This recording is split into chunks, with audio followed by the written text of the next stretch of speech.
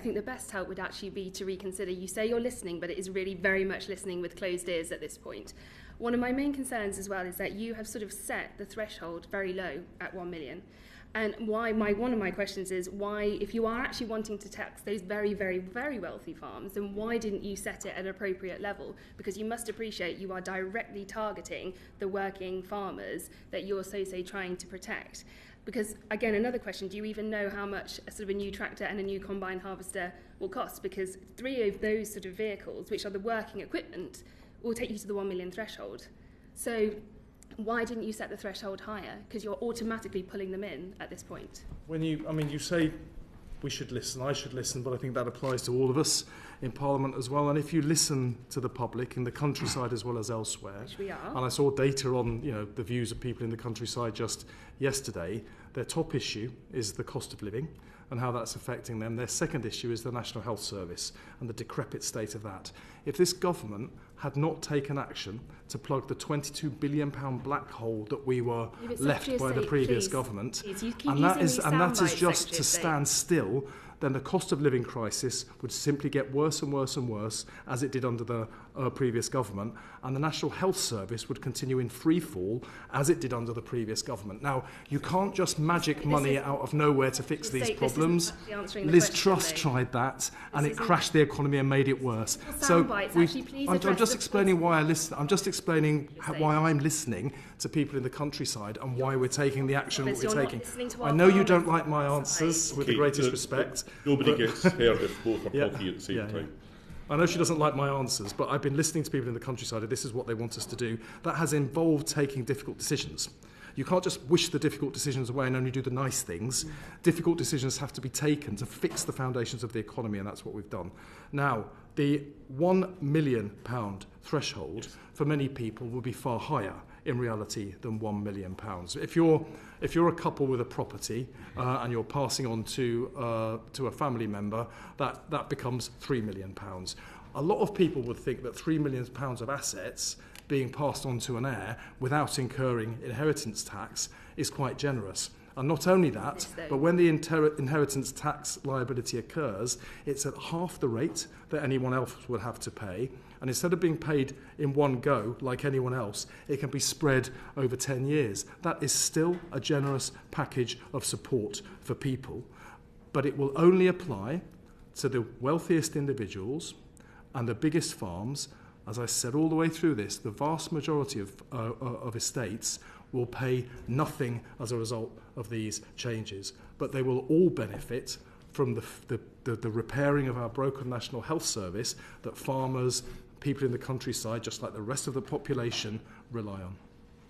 I was going to say, just based on a typical 200-acre farm, though, with an annual profit about $27,300, their IHT bill would come out $435,000 over a 10 years period. That would require them to reallocate 159% of their capital employed each year. So this isn't realistic to pay this. But also, what the farmers are actually telling us is on the ground and practically they can't forward plan.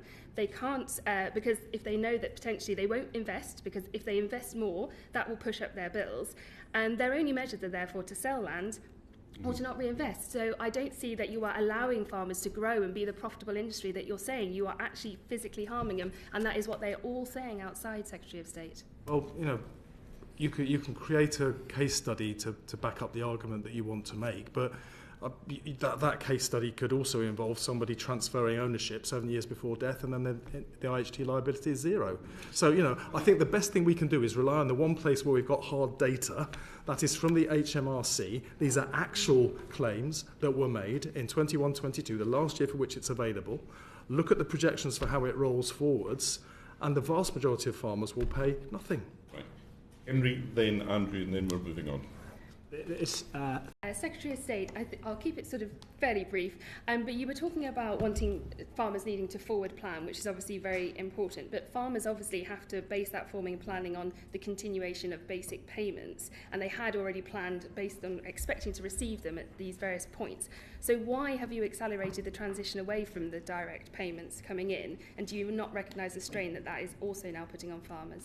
Yeah, of course I recognise the strain, but we had to plug that multi-billion-pound black hole in the public finances. Okay, Something the wider economic context we've really got, I promise you. Yep.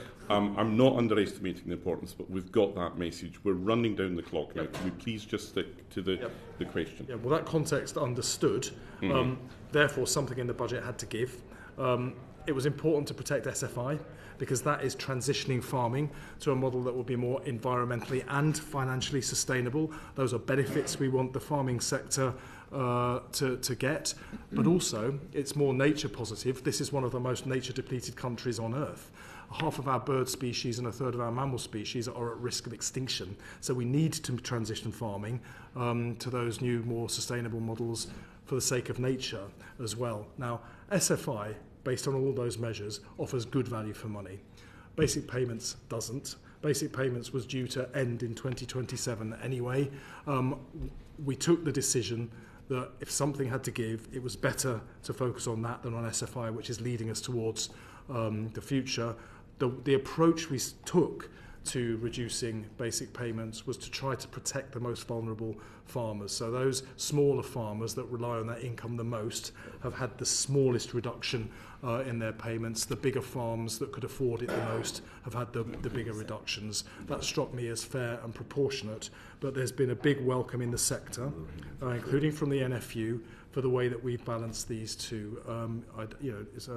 The president of the NFU, perhaps not my biggest fan today, but he did put on record that he thought we'd taken the right approach in the balance between BPS and SFI and protecting SFI.